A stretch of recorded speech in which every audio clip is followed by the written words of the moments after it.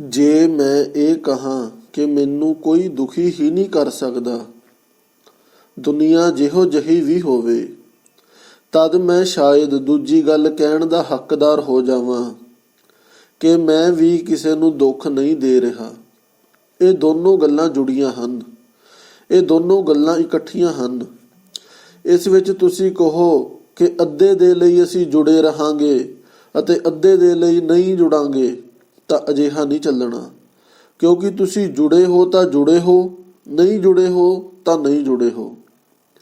ਜੇ ਮੈਂ ਇਹ ਕਹਿੰਦਾ ਹਾਂ ਤੁਸੀਂ ਮੈਨੂੰ ਦੁਖੀ ਕਰ ਸਕਦੇ ਹੋ, ਤਾਂ ਮੈਂ ਇਹ ਵੀ ਮੰਨ ਰਿਹਾ ਹਾਂ ਕਿ ਮੈਂ ਵੀ ਤੁਹਾਨੂੰ ਦੁਖੀ ਕਰ ਸਕਦਾ ਹਾਂ। ਜੇ ਮੈਂ ਇਹ ਕਹਿੰਦਾ ਹਾਂ ਦਰਵਾਜ਼ੇ ਤੋਂ ਅੰਦਰ ਆਉਣਾ ਸੰਭਵ ਹੈ, ਤਾਂ ਦੂਜੀ ਗੱਲ ਲਾਜ਼ਮੀ ਰੂਪ ਨਾਲ ਹੋ ਗਈ ਕਿ ਇਹ ਦਰਵਾਜ਼ੇ ਤੋਂ ਬਾਹਰ ਜਾਣਾ ਵੀ ਸੰਭਵ ਹੈ।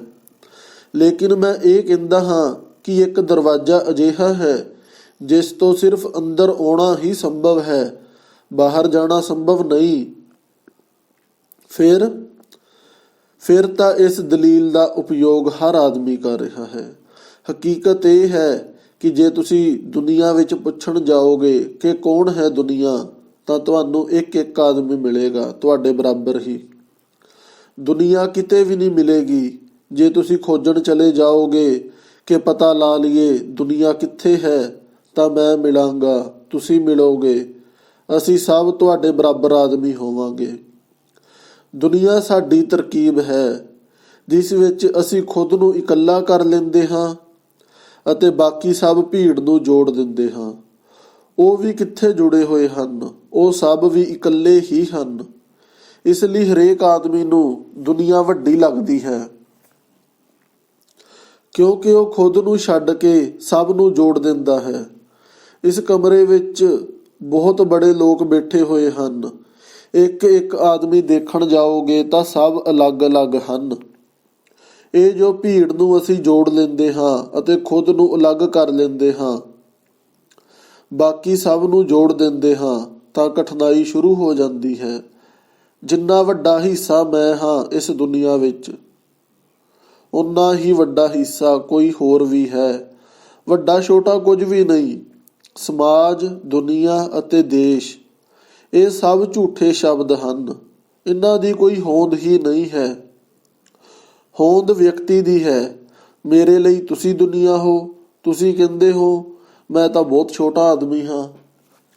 ਮੈਂ ਜਿਸ ਨੂੰ ਵੀ ਫੜ ਕੇ ਕਹਾਂਗਾ ਕਿ ਤੂੰ ਦੁਨੀਆ ਹੈ, ਉਹ ਵੀ ਕਹੇਗਾ ਮੈਂ ਬਹੁਤ ਛੋਟਾ ਆਦਮੀ ਹਾਂ। ਦੁਨੀਆ ਤਾਂ ਬਹੁਤ ਵੱਡੀ ਹੈ। ਫਿਰ ਦੁਨੀਆ ਨੂੰ ਕਿੱਥੇ ਫੜਨ ਜਾਓਗੇ? ਦੁਨੀਆ ਕਿਤੇ ਵੀ ਨਹੀਂ। ਸਭ ਜਗ੍ਹਾ ਵਿਅਕਤੀ ਹਨ। ਜੇ ਤੁਹਾਨੂੰ ਇਹ ਗੱਲ ਸਮਝ ਵਿੱਚ ਆ ਜਾਵੇ ਕਿ ਵਿਅਕਤੀਆਂ ਦਾ ਜੋੜ ਜਿਹੀ ਕੋਈ ਚੀਜ਼ ਨਹੀਂ ਹੈ, ਵਿਅਕਤੀ ਹੈ ਅਤੇ ਵਿਅਕਤੀਆਂ ਦੇ ਆਪਸੀ ਸੰਬੰਧ ਹਨ ਅਤੇ ਉਹਨਾਂ ਵਿਅਕਤੀਆਂ ਨੂੰ ਇੱਕ ਦੂਜੇ ਨੂੰ ਪ੍ਰਭਾਵਿਤ ਕਰਨ ਵਾਲੀਆਂ ਲਹਿਰਾਂ ਹਨ ਅਤੇ ਉਹ ਵਿਅਕਤੀ ਅੰਦਰੋਂ ਇੱਕ ਦੂਜੇ ਨਾਲ ਜੁੜੇ ਹੋਏ ਸਾਂਝੇ ਹਨ, ਅਜਿਹਾ ਜੇ ਤੁਸੀਂ ਅਹਿਸਾਸ ਕਰੋਗੇ, ਤਦ ਤੁਸੀਂ ਖੁਦ ਨੂੰ ਨਾ ਤਾਂ ਲਾਚਾਰ ਸਮਝੋਗੇ, ਨਾ ਹੀ ਇੰਪੋਰਟੈਂਟ ਸਮਝੋਗੇ। ਨਾ ਤੁਸੀਂ ਇਹ ਸਮਝੋਗੇ ਕਿ ਹੁਣ ਮੈਂ ਕੁਝ ਵੀ ਨਹੀਂ ਕਰ ਸਕਦਾ, ਕਿਉਂਕਿ ਤਦ ਤੁਸੀਂ ਇਹ ਸਮਝੋਗੇ ਮੇਰੇ ਹੀ ਬਰਾਬਰ ਸਾਰੇ ਲੋਕ ਹਨ। ਜਿੰਨਾ ਉਹ ਕਰ ਸਕਦੇ ਹਨ, ਓਨਾ ਮੈਂ ਵੀ ਕਰ ਸਕਦਾ। ਲੇਕਿਨ ਤੁਸੀਂ ਬਾਕੀ ਸਭ ਨੂੰ ਜੋੜ ਲੈਂਦੇ ਹੋ ਅਤੇ ਖੁਦ ਨੂੰ ਅਲੱਗ ਕਰ ਲੈਂਦੇ ਹੋ, ਤਦ ਤੁਸੀਂ ਮੁਸ਼ਕਲ ਵਿੱਚ ਪੈ ਜਾਂਦੇ ਹੋ। ਜੋੜ ਜਿਹੀ ਚੀਜ਼ ਕਿਤੇ ਹੈ ਹੀ ਨਹੀਂ।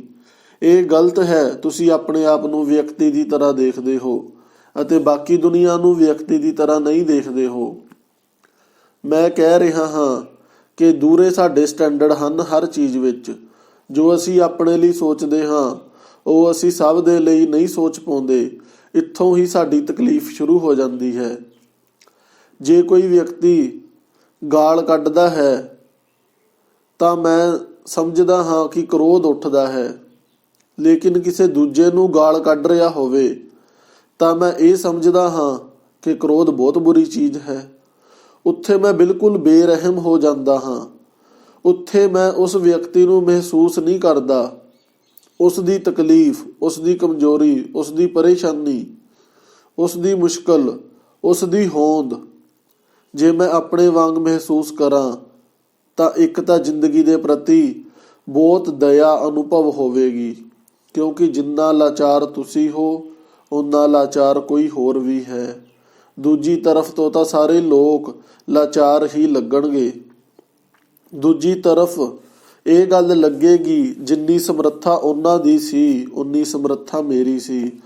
ਸਭ ਤੋਂ ਵੱਡੀ ਵਿਚਾਰਨ ਵਾਲੀ ਗੱਲ ਜੋ ਹੈ ਉਹ ਇਹ ਹੈ ਕਿ ਤਦ ਹੀ ਤੁਸੀਂ ਕੁਝ ਕਰ ਸਕੋਗੇ।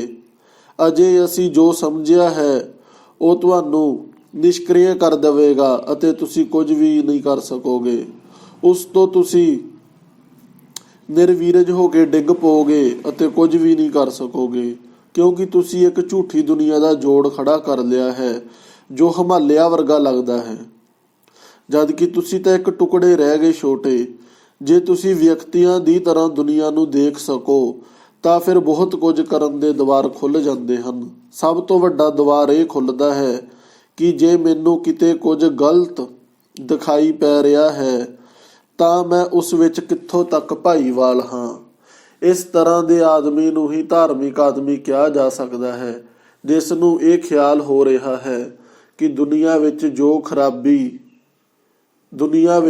ਖਰਾਬੀ ਹੈ, ਬਿਮਾਰੀ ਹੈ, ਦੁੱਖ ਹੈ, ਪੀੜ ਹੈ, ਚਿੰਤਾ ਹੈ, ਉਸ ਵਿੱਚ ਮੈਂ ਕਿੱਥੇ ਕਿੱਥੇ ਜ਼ਿੰਮੇਵਾਰ ਹਾਂ।